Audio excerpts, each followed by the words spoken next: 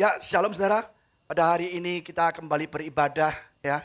Walaupun agak mendung, hujan, tetapi tidak mengurangi semangat kita dalam beribadah pada Tuhan. Karena ibadah sangatlah penting bagi kita saudara. Kalau kita nggak beribadah pada Tuhan, ya, tidak mendengar firman Tuhan, kita tidak punya kekuatan dalam hidup ini. Apalagi ya pandemi COVID-19 ini belum kunjung selesai. Bahkan di tengah-tengah kesusahan-kesusahan hidup, ya, kita harus tetap beribadah. Hari ini kita memasuki awal bulan Desember, ya. Natal, ya, Natal telah tiba, ya. Pada hari ini saudara, saya akan sampaikan firman Tuhan berjudul Why God Told Shepherd First. Mengapa Tuhan memberitahu gembala lebih dahulu? Pada awal minggu ini saya akan bagikan firman Tuhan mengenai gembala. Dan minggu kedua ibadah Natal saya akan bagikan tentang Immanuel, Tuhan beserta kita. Ya, kita sudah masuk Desember, ya, bulan di mana biasanya banyak orang sibuk mempersiapkan Natal. Ya, orang Kristen umat Tuhan sibuk ya membeli ornamen-ornamen Natal, membeli hadiah-hadiah Natal. Bahkan mal-mal juga bulan lalu November akhir sudah mulai dipasang pohon Natal, dipasang hiasan Natal, dan lagu-lagu Natal sudah kita dengar di mal-mal, saudara. Dan banyak umat Kristen, umat Tuhan, ya, membeli baju baru, ya, baju Natal, ya kan, dan makan bersama keluarga, ya, untuk menyambut Natal. Ya, itulah kita semua menyambut Natal kehadiran Tuhan dengan sukacita, dengan meriah, makan-makan, membeli baju, ya, silaturahmi, istilahnya gitu ya. Ketemu saudara-saudara, saling memaafkan. Dan saudara, Natal identik dengan perayaan. Dengan penuh kebahagiaan, penuh kemewahan, ceria, ya, merayakan kelahiran Yesus. Tapi mengapa justru Tuhan ya mengirim malaikat untuk mengabarkan berita sukacita ini kepada para gembala yang di padang di malam sunyi, yang senyap, ya, yang dingin. Tidak kepada Raja Herodes, kepada imam-imam atau ahli Taurat atau pada bangsawan. Tetapi anehnya justru Tuhan mengirim malaikat untuk memberitakan kelahiran Yesus kepada gembala di padang pada malam hari. Biasanya dalam suatu pernikahan, kalau seorang istri punya anak, kira-kira siapa yang lebih dahulu diberitahu? Coba. Pasti kan orang terdekat, keluarga terdekat, ya kan? Terus family, keluarga besar. Terus apalagi teman-teman, teman sekantor, teman gereja. Atau mungkin kita foto-foto anak kita, ya kan? Diposting di sosmed, Facebook, Instagram, WhatsApp. Wah, penuh dengan sukacita. Kita beritahu mereka. Tapi kenapa justru Tuhan tidak memberitahu kepada ahli Taurat yang siang malam mempelajarin, menanti-nantikan Mesias, mempelajari kitab nabi-nabi yang menubuatkan kedatangan Yesus, tapi justru kepada gembala di padang, saudara. Hari kita belajar dari Injil Lukas 2 ayat 8 sampai 18. Demikian firman Tuhan. Di daerah itu ada gembala-gembala yang tinggal di padang menjaga kawanan ternak mereka pada waktu malam. Tiba-tiba berdirilah seorang malaikat Tuhan di dekat mereka. Dan kemuliaan Tuhan bersinar meliputi mereka dan mereka sangat ketakutan. Lalu kata malaikat itu kepada mereka, jangan takut sebab sesungguhnya aku memberitakan kepadamu kesukaan besar untuk seluruh bangsa. Hari ini telah lahir bagimu juru selamat, yaitu Kristus Tuhan di kota Daud. Dan inilah tandanya bagi kamu. Kamu akan menjumpai seorang bayi dibungkus dengan lampin dan terbaring di dalam palungan. Dan tiba-tiba tampaklah bersama-sama malaikat itu sejumlah besar bala tentara surga yang memuji Allah. Katanya, kemuliaan bagi Allah di tempat yang maha tinggi dan damai sejahtera di bumi di antara manusia yang berkenan kepadanya. Setelah malaikat-malaikat itu meninggalkan mereka dan kembali ke surga, gembala-gembala itu berkata seorang pada yang lain, marilah kita pergi ke Bethlehem untuk melihat apa yang terjadi di sana. seperti yang diberitahukan Tuhan kepada kita. Lalu mereka cepat-cepat berangkat dan menjumpai Maria, ya, dan Yusuf dan bayi itu yang sedang berbaring di dalam balungan. Dan ketika mereka melihatnya, mereka memberitahukan apa yang telah dikatakan kepada mereka tentang anak itu. Dan semua orang yang mendengarnya heran tentang apa yang dikatakan gembala-gembala itu pada mereka. Saudara, hari ini kita belajar mengapa Tuhan beritahu gembala lebih dulu daripada yang lain. Siapa gembala? Kok begitu hebat? Kok begitu istimewa? Kok begitu spesial? Bukan pada bangsawan atau ahli Taurat atau imam-imam. Mengapa harus gembala? Kita belajar, saudara. Pertama, Tuhan rindu menjangkau orang yang terabaikan. Tuhan rindu menjangkau orang yang terabaikan. Kita belajar tentang gembala, saudara. Di daerah itu ada gembala-gembala yang tinggal di padang menjaga kawanan ternak pada waktu malam. Gembala ada kelompok orang-orang yang tinggalnya di padang, dianggap rendahan, dianggap kasta yang terendah. Pekerjaannya hanya mengembalakan domba-domba. Para gembala dia terjauh dari lingkungan sosial. Tidak boleh kumpul dengan orang-orang di kota, saudara. Dia lebih banyak tinggal di padang, siang, malam. Dia kurang tidur, menjaga dombanya dari serigala-serigala yang akan domba. Saudara, jadi gembala adalah kelompok orang atau kasta terendah. Dia tinggal di padang. Ya. Bahkan dikatakan gembala itu adalah kekejian atau najis. Kita lihat firman-Nya. Kejadian 46 ayat 33. Demikian firman Tuhan. Apabila Firaun memanggil kamu dan bertanya, apakah pekerjaanmu? Maka jawablah hamba-hambamu ini memelihara ternak sejak dari kecil sampai sekarang. Baik kami maupun nenek moyang kami. Dengan maksud supaya kamu boleh tinggal diam di tanah Goshen. Sebab segala gembala kambing domba adalah suatu kekejian bagi orang Mesir. Saudara, lihat nih. Yusuf berkata kepada saudara-saudaranya. Waktu itu kelaparan di Israel dan dia mau ke Mesir. Dia berkata kepada saudara gini, kalau kamu ditanya oleh Firaun, ya, berkata saja bahwa kamu adalah gembala. Supaya kamu boleh tinggal di tanah Goshen. Ya, tidak di Mesir. Kenapa, saudara? Karena kalau di Mesir, gembala, kambing, domba adalah kekejian bagi orang Mesir. Jadi gembala itu tidak boleh kumpul dengan orang Mesir, saudara. Suatu kekejian, suatu hal-hal yang tidak boleh bercampur. Bahkan ibadat pun tidak boleh. Jadi saudara, gembala dianggap najis seperti orang kusta. Tinggal di padang, tinggal di luar kota, jauh dari keluarga, jauh dari masyarakat. Apalagi ibadat tidak diperbolehkan.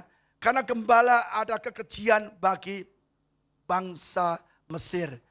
Gembala tidak punya tempat tinggal yang tetap.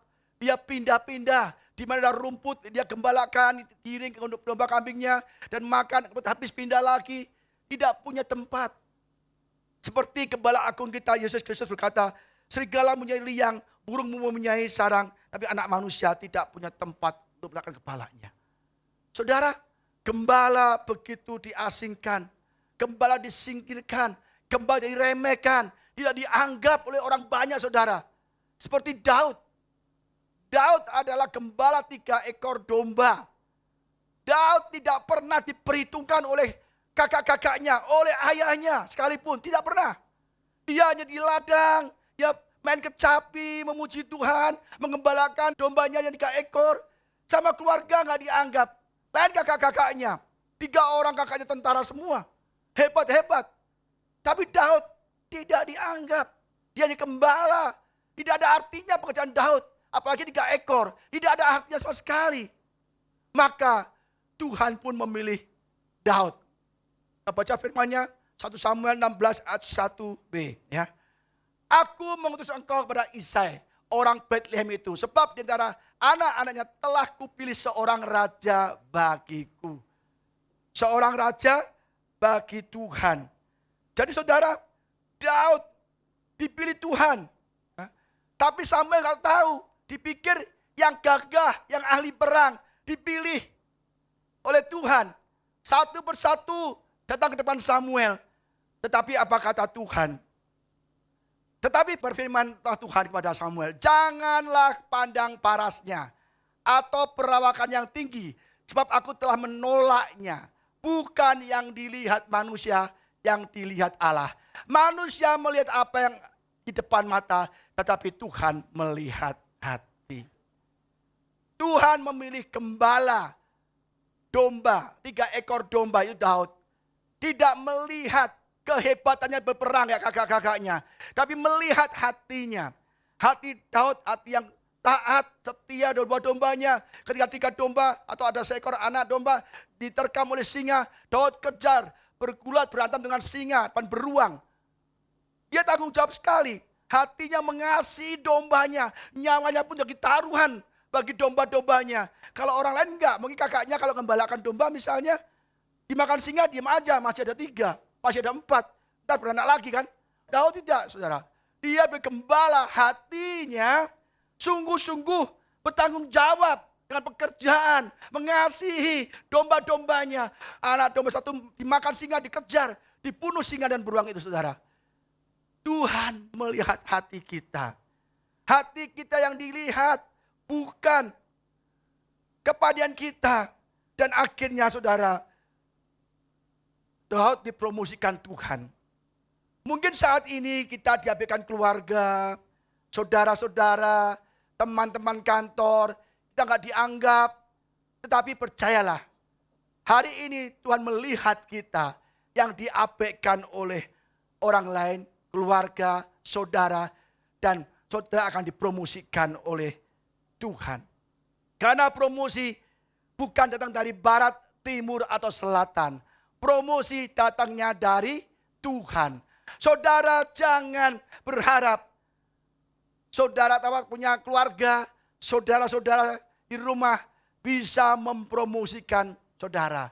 Satu saudara sukses gak mungkin mengajak saudara sukses.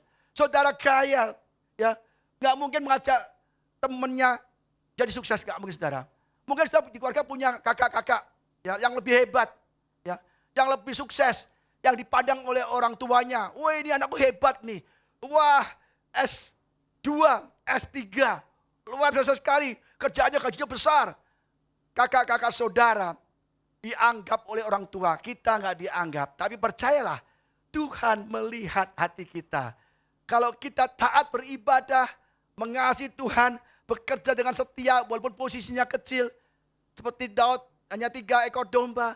Hari ini ada kabar gembira bahwa Tuhan sedang datang pada orang yang terabaikan. Jangan berharap teman-teman kita promosikan kita. Temannya sukses, sukses sendiri. Tidak ada teman yang bisa mempromosikan saudara. Tidak ada teman yang bisa mengajak saudara untuk sukses bersama. Tidak ada. Yang ada mereka sukses-sukses sendiri. Yang ada ketika kita sukses, teman justru tidak bahagia. Teman pada mengiri. Teman pada menjatuhkan kita. Supaya kita tidak sukses atau hancur seperti mereka.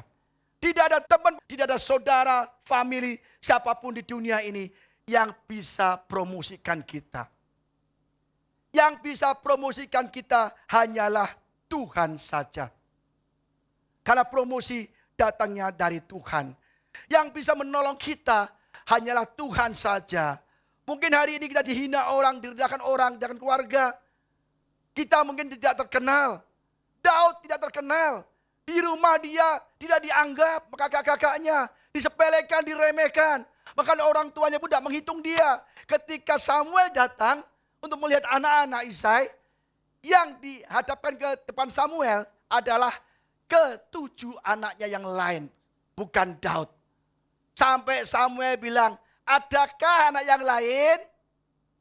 Apa kata? Ada sih, dia cuma gembala domba 3 ekor di ladang. Udahlah, gak usah dianggap lah, itu gak bisa apa-apa. Dia masih kecil, gak bisa apa-apa. Apa kata Samuel? Kalau belum kau panggil, kita gak bisa makan bersama. Ketika dipanggil saudara, Tuhan bilang, inilah yang aku pilih. Urapi dia, ini yang aku pilih. Hatinya sungguh-sungguh luar biasa. Hatinya adalah hati yang rendah, hati yang takut akan Tuhan. Saudara, akhirnya Daud dipilih, saudara. Mungkin hari ini, di tengah-tengah pandemi COVID-19, di malam yang sunyi, ya, artinya apa? Tempat yang gak enak, ya, banyak resesi. kayak padang belantara. Banyak serigala yang menerkam domba. Kita di tengah-tengah pandemi COVID-19 ini, banyak pekerjaan kita yang kurang baik, omset menurun, ya, mungkin gaji allowance mau dikurangi. Tapi percayalah, Tuhan mencari kita untuk dipromosikan. Tuhan mencari kita untuk memberi kita sukacita dan damai sejahtera. Bahkan Yohanes 10 mengatakan, pencuri datang hanya untuk mencuri, membunuh, dan membinasakan. Tapi aku, Yesus datang untuk memberikan hidup yang berkelimpahan, saudara. Saudara, Daud diasingkan, tapi Daud diangkat Tuhan. Jadi mengapa Tuhan memilih gembala? Karena Tuhan rindu untuk menolong, mengabarkan orang yang terabaikan, menjangkau, menjamah kita semua yang saat ini ada kesusahan, saudara. Kedua, gembala memiliki hati yang mau percaya Tuhan. Ya. Pertama, Tuhan rindu mau menjangkau orang-orang yang terabaikan. Kedua, gembala memiliki hati yang mau percaya Tuhan. Setelah malaikat-malaikat itu meninggalkan mereka dan kembali ke surga, gembala-gembala itu berkata seorang pada yang lain, marilah kita pergi ke Bethlehem untuk melihat apa yang terjadi di sana. Seperti yang diberitahukan Tuhan pada kita. Saudara, ketika gembala-gembala mendengar kabar sukacita kelahiran Yesus, mereka memutuskan langsung, ayo kita ke Bethlehem. Dia percaya, ingin datang kepada Yesus, melihat Yesus datang langsung, nggak tanpa disuruh. Ya, lihat tuh. Marilah kita pergi ke Bethlehem untuk melihat apa yang terjadi di sana. Seperti yang diberitahukan Tuhan kepada kita. Itulah maka gembala dipilih Tuhan. Ketika mendengar kabar, mendengar tentang Yesus lahir, mereka langsung memutuskan untuk ke Bethlehem bertemu Yesus. Mengapa tidak memilih Herodes? Mengapa Tuhan tidak memberitakan kabar kelahiran Yesus kepada Herodes? Harusnya kepada penguasa dong. Bahwa diumumkan, hei rakyat-rakyat, telah terjadi berita bahwa ada juru selamat datang. Kita bersuka cita, mari kita sambut Yesus. Ayo rakyat datang ke Bethlehem, sembah Yesus gitu. Tidak, saudara. Mengapa Tuhan tidak pilih Raja Herodes? Lihat nih, Matius 2 ayat 13. Nampaklah malaikat Tuhan pada Yusuf dalam mimpi dan berkata, bangunlah, ambillah anak itu serta ibunya, larilah ke Mesir dan tinggal di sana sampai aku berfirman padamu. Karena Herodes akan mencari anak itu untuk membunuh dia. Jadi kalau malaikat memberitahu pada Herodes, hei Raja Herodes, telah lahir juru selamat, raja di dunia ini, di Bethlehem. Waduh, langsung Herodes bukannya beritahu pada seluruh rakyat, tetapi Herodes akan datang sendiri ke Bethlehem. Untuk apa? Membunuh Yesus. Bayangkan saudara, raja diberitahu ada juru selamat, dia mau membunuh Yesus. Artinya apa? Bahwa Herodes tidak mau saingan. Dia takut, waduh, raja akan datang, pemimpin akan datang. Wah, nanti banyak orang ikut Yesus, tidak mau ikut Herodes. Maka Herodes mau membunuh Yesus, saudara. Zaman sekarang banyak orang seperti Herodes. Natal, ya terima Yesus, tapi tidak hidup dengan benar.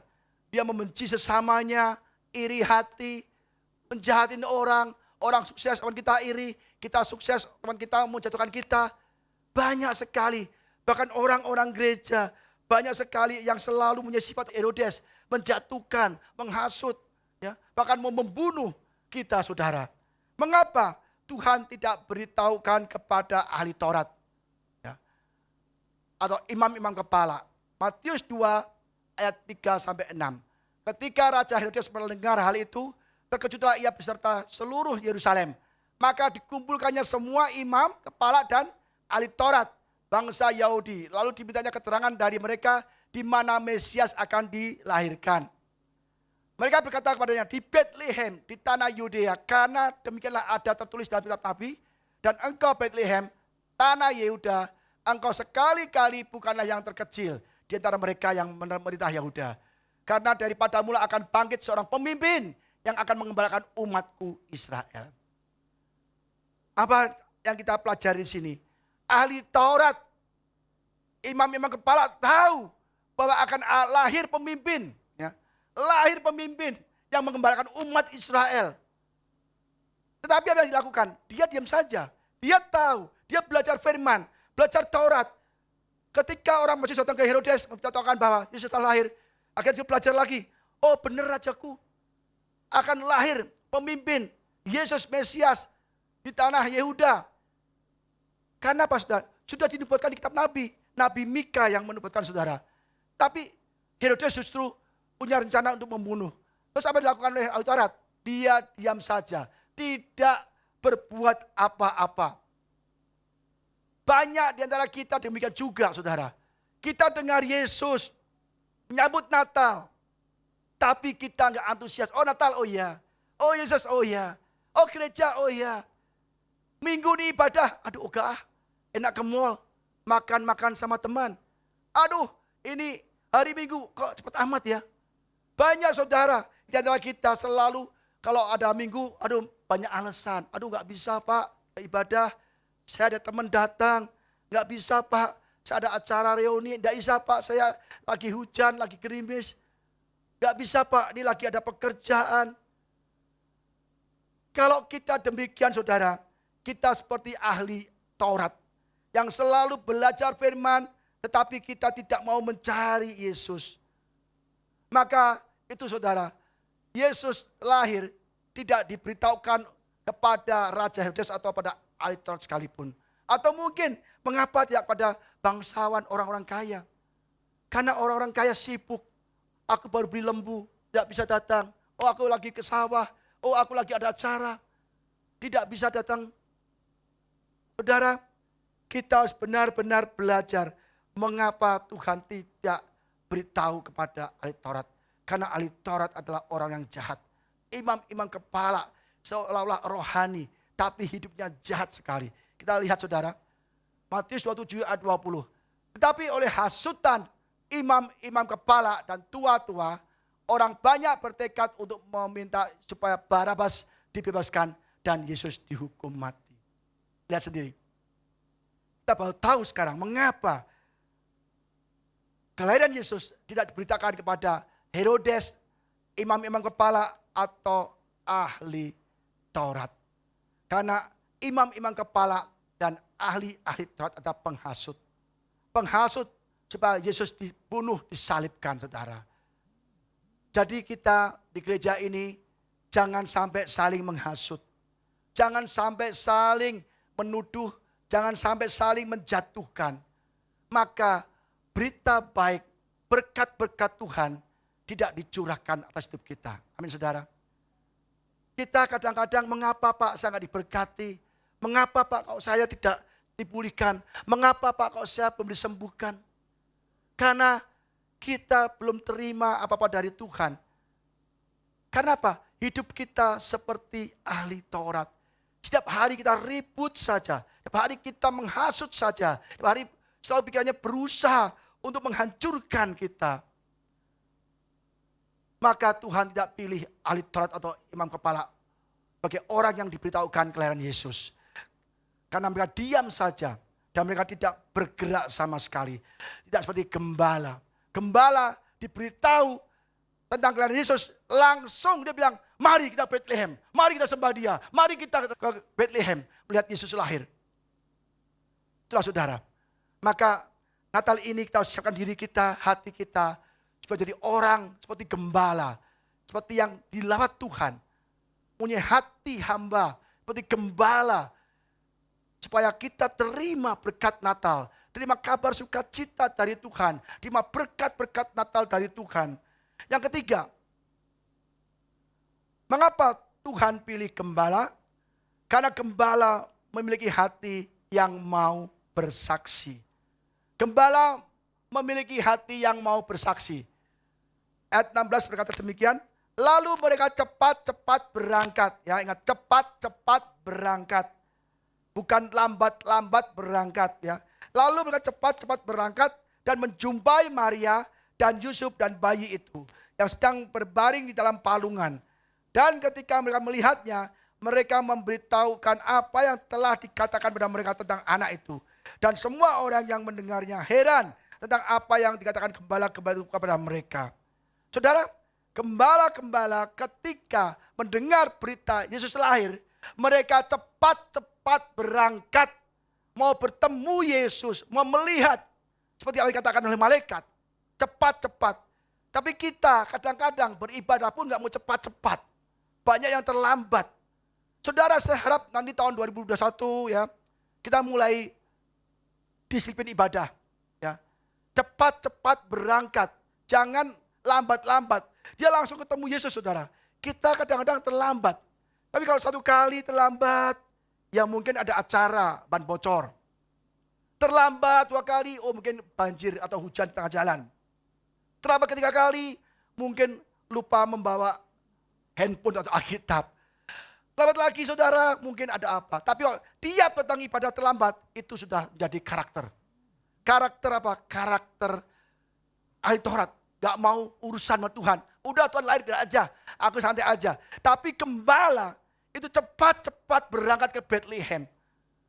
Kita harus cepat-cepat. Saudara, saya dipanggil khotbah dimanapun, selalu cepat-cepat berangkat.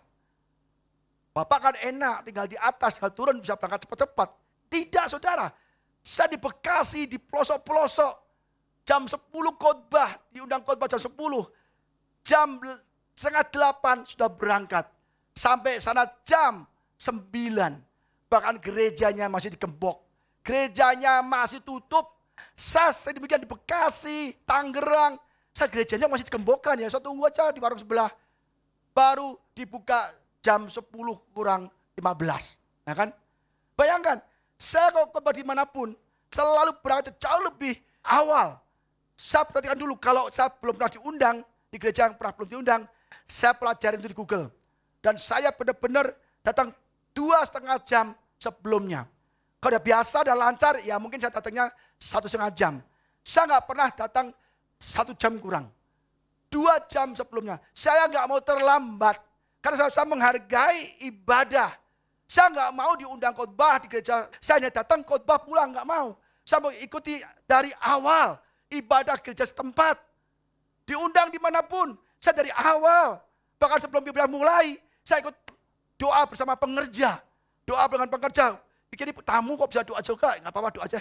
Ke doa. Doa, kadang saya banyak waktu, saya nyembah dulu. Di ruangan pendeta saya adakan ruang pembicara. Saya nyembah dulu, doa dulu. Harus mulai ibadah, Pak Budi jangan ke ruang ibadah dulu. Belum saatnya firman Tuhan, masih puji-pujian. Oh, nggak apa-apa Pak, saya harus datang dari awal. Dari awal saya nyembah Tuhan. Dari awal saya muji Tuhan. Saya nggak mau terlambat, cepat-cepat. Saudara, ya tahun 2021, tahun baru terus berubah saudara. Mulai cepat-cepat beribadah. Maka Tuhan memberikan kita suatu berkat yang spesial. Seperti gembala cepat-cepat ke Bethlehem. Maka Tuhan memilih gembala. Kalau kita cepat-cepat beribadah, tidak terlambat, maka Tuhan memilih kita saudara. Jangan sampai yang terlewatkan, tapi yang terlawat Tuhan. Amin saudara. Dan gembala, kenapa dipilih? Karena dia mau bersaksi untuk Tuhan. Mereka memberitahukan apa yang telah dikatakan kepada mereka tentang anak itu. Mereka bersaksi dan semua heran. Semua orang yang mendengarnya heran. Saudara, kita harus bersaksi. Gembala-gembala ketika dikabar Yesus lahir, dia cepat-cepat dan dia memberitakan tentang apa yang dikatakan oleh malaikat. Dan semua heran saudara. Kita kadang-kadang tidak mau bersaksi. Kita bisa ngobrol 2 jam, 3 jam. Tapi kita nggak mau bersaksi. Pernah nggak kita ngobrol 3 jam ngomong tentang Yesus? Coba. Kesaksian deh. Nggak ada. Ngobrol paling apa? Ngomongin orang lain. Gosip. Itu wajar biasa. Tapi kita harus berubah saudara. Kalau kita ngobrol tentang kebaikan Tuhan. Tapi anehnya apa? Kalau kita ngomong tentang Tuhan kayaknya mulut tuh terkunci. Nggak bisa. Butuh ngomong yang lain bisa sampai berjam-jam. Kita ngopi di mall, bisa ngobrol berjam-jam. Tapi kita nggak pernah bersaksi akan kebaikan Tuhan. Bersaksi untuk membawa jiwa-jiwa ke gereja. Membawa orang-orang untuk percaya Yesus. Tahun 2021, tahun pemulihan, tahun promosi, kita harus mulai beritakan Tuhan. Jadi saksi Tuhan. Dari Yerusalem, Yudea, Samaria sampai ujung bumi. Dari keluarga terdekat, keluarga besar, tetangga, semua orang. Kita bersaksi mencari jiwa-jiwa bagi Tuhan. Para gembala bertemu dengan Maria dan Yusuf. Tidak cerita, aduh capek lo, jauh lo. Masa iya saya dari padang gurun ke sini, waduh dingin, lapar, ada serigala. Waduh saya kok setengah mati, banyak halangan-halangan, hujan lagi. Saudara, mereka tidak ceritakan apa-apa tentang apa yang dialami di padang gurun untuk ketemu Yesus. Dia nggak ceritakan kesusahan-kesusahan. Waduh Maria, Yusuf, aku diberitahu oleh malaikat, kesininya susah, hujan, berteduh, aduh banyak serigala, aduh banyak batu, kesandung, lapar, haus. Tidak ngomong kesusahan-kesusahan, tapi dia ngomong tentang firman Tuhan. Apa yang Tuhan sampaikan kepada malaikat itu. Kita kadang-kadang kalau ngobrol, aku susah loh Pak. Kenapa? Rumahku bocor. Aduh, rumah kita juga bocor kemarin. Banjir kemarin. Ya kan? Aduh Pak, aku susah loh Pak. Gimana? Nggak bisa bayar uang sekolah. Aduh Pak, susah Pak. Nganggur dari pekerjaan. Kita yang diomongkan yang susah-susah. Harusnya ngomong yang baik-baik. Puji Tuhan loh. Walaupun pekerjaan nggak baik, tapi Tuhan pelihara apa loh. Ada aja buat makan. Ada aja yang Tuhan berikan bagi kita. Wah puji Tuhan loh. Aku sehat loh. Ya kan? Kita yang baik-baik gak apa diomongkan. Hari ini kita ada tempat ini. Itu anugerah Tuhan. Kebaikan Tuhan. Saksikan.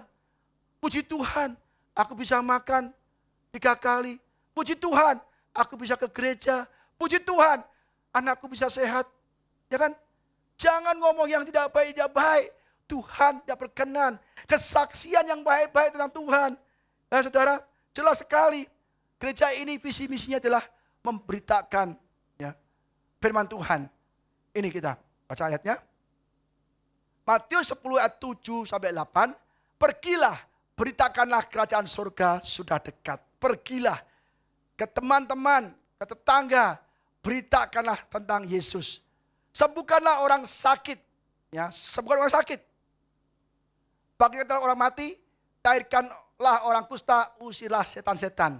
Kamu telah memperolehnya dengan cuma-cuma, karena itu berikanlah pula dengan cuma-cuma. Ini pesan Tuhan. Pergilah, beritakanlah kerajaan surga. Sembuhkan orang sakit, maka saya sering dipanggil orang sakit. Pak doakan Pak, berkali-kali kemarin juga masih ke rumah sakit, doakan orang sakit, ya kan? Teriak-teriak, wah kayak gimana? Ternyata banyak setannya saudara. Aduh, saya kaget loh. Di infus gitu ya, saya deket. Langsung kerasa sekali. Keras sekali. Banyak roh jahatnya. Teriak-teriak, jangan bunuh aku. Jangan bunuh aku. Jangan bunuh aku. Wah ini siapa yang bunuh? Ternyata mungkin dia lihat ada setan tuh. Saya doakan. Dan dia tenang saudara. Jadi kerjaan saya begitu aja. Ada Pak sakit. Pak ada kesurupan. Saya datang. Dan kita beritakan tentang Yesus. Saya bilang kamu bertobat ya. Kalau nggak bertobat kamu nanti nggak masuk surga loh. Buang jimat-jimatnya. Buang jimat-jimatnya. Tapi nggak mau membuang jimat. Ya sudah. Tanggung sendiri saudara. Jadi saudara. Tugas kita di akhir zaman beritakan. Sembuhkan orang sakit. Bangkitkan orang mati. Ya ini yang selalu pendeta nggak mau. Orang mati bangkitkan. Saya coba saudara. Sudah lakukan. Walaupun nggak bangkit-bangkit saudara. 5 kali saya bangkitkan orang mati. Orang mati tetap mati saudara. Ya nggak apa-apa. Kan saya kan lakukan firman Tuhan. Sembuhkan yang sakit, bangkitkan orang mati. Kalau nggak bangkit ya sudah. Kan mati, ya bangkit itu kan kehendak Tuhan. Yang punya kuasa Tuhan. Sakit sudah sembuh Tuhan juga kan. Kita hanya alat saja, lakukan saja. Lakukan saja, jangan takut Pak. Orang mati jangan Pak. Lah apa ditulis? Saya lakukan saudara, 5 orang mati. Semuanya tetap mati sama. Doakan saudara. Kalau saudara punya orang mati yang masih seger gitu saudara, panggil saya doakan. Saya nggak takut, saya nggak malu. Oh ada orang malu loh, Pak jangan malu ah. Kalau nggak bangkit gimana? Ya nggak apa-apa, kita bukan Tuhan kok. Nah, kita tugasnya membangkitkan orang mati. Ya udah, usir setan. Kita ada usir, saudara. Sering kita usir setan, sering sekali. Itulah jadi saksi Tuhan. Apa yang kita lakukan dari Tuhan semua. Kuasa Tuhan, kuasa darah Yesus. Nah, ini pesan Tuhan. Karena itu pergilah, jadikanlah semua bangsa muridku. Baptislah mereka dan nama Bapa dan Anak dan Roh Kudus. Dan ajarlah mereka melakukan segala sesuatu yang telah kuperintahkan kepadamu. Dan ketahuilah, aku menyertai kamu senantiasa sampai pada akhir zaman. Sudah jelas, visi kita gereja ini adalah dengan hati Kristus, kita memberitakan kebenaran firman Tuhan, jadikan semua murid Yesus. Jadi visi kita adalah pergi, jadikan semua bangsa murid Yesus. Baptis mereka. Gimana caranya? Misinya adalah pergi, beritakan firman, sembuhkan orang sakit, tarikan orang kusta, dan usir setan. Itu misi kita. Maka setelah kita ada misi kerjakan, kita beritakan, jadikan murid Yesus, dan dibaptis. Dan selamat, saudara. Itulah visi misi kita. Dan kita dengan hati Kristus, kita harus memberikan firman Tuhan, kesaksian. Ya. Jadi yang pertama adalah, mengapa Tuhan beritakan pada gembala? Karena Tuhan rindu menjangkau orang yang terabaikan. Kedua, gembala memiliki hati yang percaya. Dan ketiga, gembala memiliki hati yang mau bersaksi. Yang keempat, yang terakhir, gembala memiliki hati yang mau menyembah Tuhan. Gembala memiliki hati yang mau menyembah Tuhan. Herodes punya hati yang mau membunuh Yesus. Ahli Taurat, imam-imam kepala punya hati yang menghasut orang banyak untuk membunuh Yesus. Gembala punya hati yang mau menyembah Yesus. Ayatnya, tetapi Maria menyimpan segala perkara itu di dalam hatinya dan merenungkannya. Maria menyimpan dalam hati, merenungkannya. Maka gembala itu sambil memuji dan memuliakan Allah, karena segala sesuatu yang mereka dengar dan mereka lihat, semuanya sesuai dengan apa yang telah dikatakan kepada mereka. Gembala memuji, menyembah, karena dia telah melihat sesuatu sesuai yang dikatakannya, saudara. Jadi gembala punya hati yang memuji, menyembah. Ketemu Yesus, dia kembali memuji dan menyembah Tuhan. Adakah kita punya hati yang memuji, menyembah Tuhan? Adakah di antara kita yang setiap hari minimal 2 lagu aja sembah Tuhan? Saudara, ketika saya sama istri sama-sama sembah Tuhan, itu rasanya enak sekali, saudara. Kita puji, sembah Tuhan di kamar, di kantor, sembah Tuhan. Ada kekuatan, saudara. Sukacita. Kalau kita ada di kamar berdua, sembah Tuhan, pakai musik yang kenceng, kita tuh rasanya, Tuhan dekatlah kita. Ada urapan, ada sukacita besar. Dan segala masalah kita gak pikirkan, saudara. Dan saudara, masalah apapun, Tuhan jawab, saudara. Kita memiliki hati yang menyembah, memuji. Kita selalu sibuk ngobrol, sibuk kemana-mana, bekerja. Tetapi kita gak punya hati yang memuji dan menyembah. Kita contoh Daud, kenapa dipilih Tuhan. Daud ada gembala juga. Dia dipilih Tuhan. Dia jadi raja Israel. Kenapa? Daud punya hati yang memuji dan menyembah. Dari kecil dia main kecapi, nyembah Tuhan. Ya kan? Dan dia membawa domba. Ketika Daud jadi raja, dia tetap menyembah Tuhan. Kenapa? Daudnya hati yang menyembah.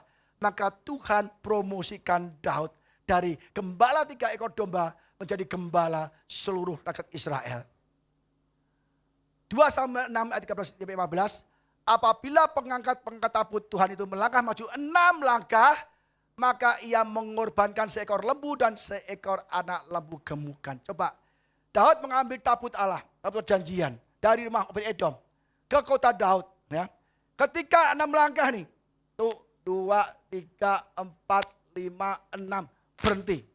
Korbankan lembu dan anak lembu gemukan. 6 langkah, bayangkan dari rumah Obed-Edom sampai ke kota Daud berapa jauhnya. 6 langkah berhenti lagi, korban persembahan. 6 langkah korban persembahan. Kapan nyampainya tuh? Tapi Daud memuji, menari-nari, saudara. Menyembah Tuhan. Apa artinya? Dan Daud menari-nari di hadapan Tuhan dengan sekuat tenaga. Ia berbaju efod dari kain lenan. Dan Daud dan seluruh orang Israel mengangkut tabut itu dengan diiringi sorak-sorai dan bunyi sangkakala. Daud menyanyi, memuji, menari dengan sekuat tenaga.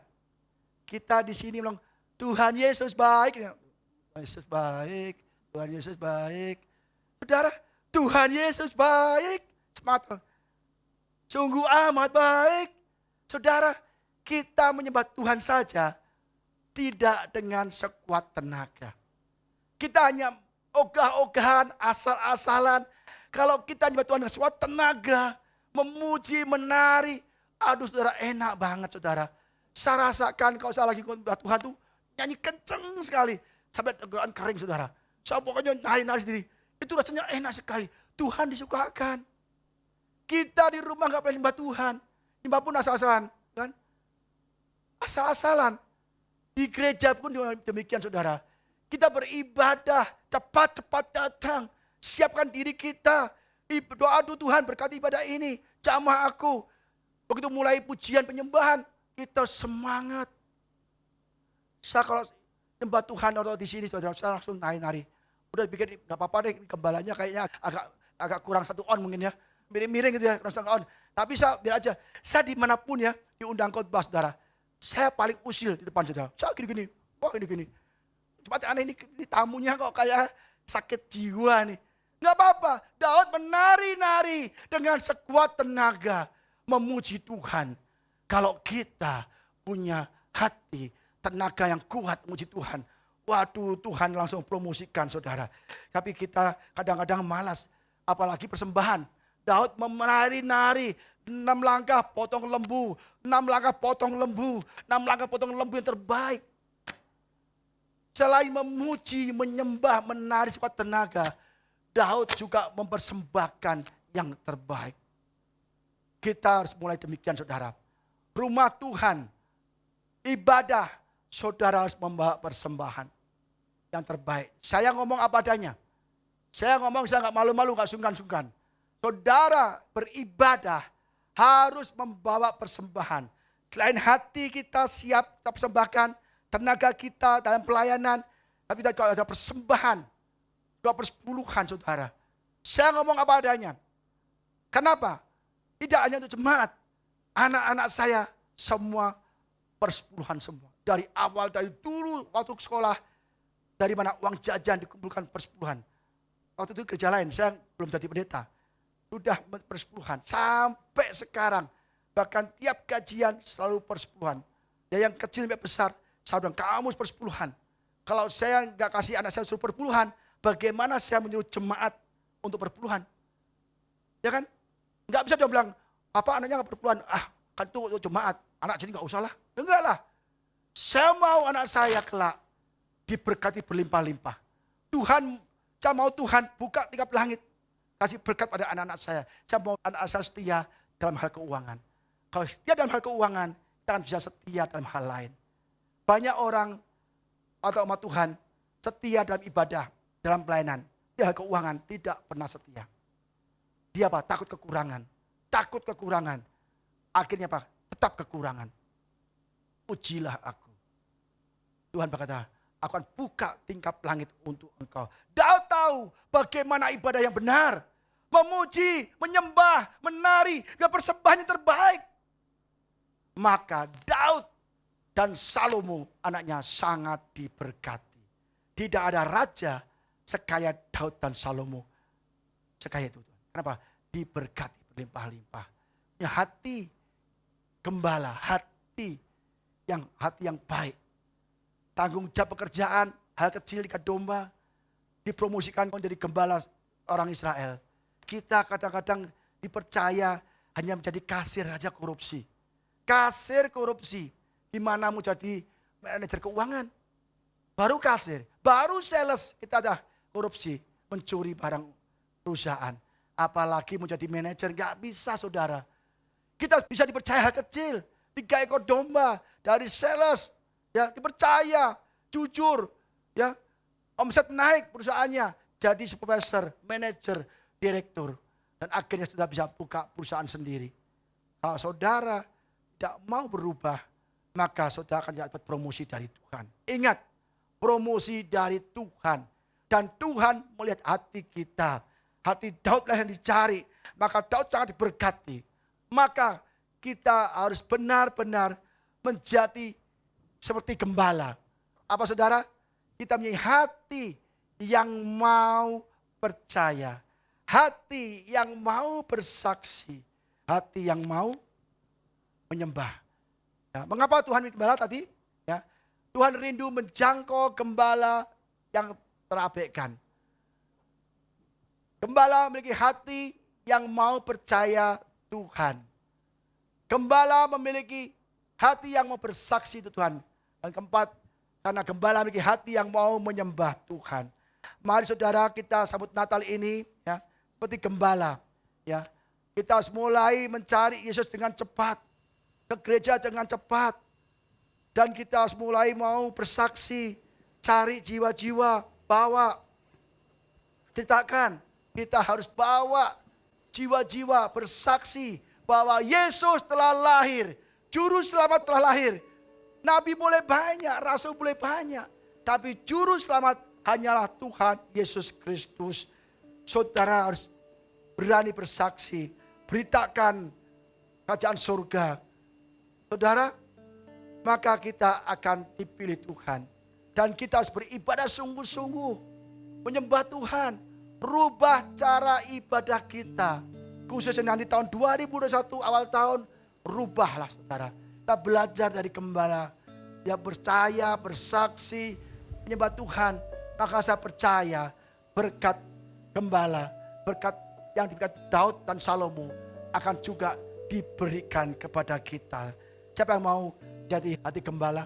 Angkat tangan saudara.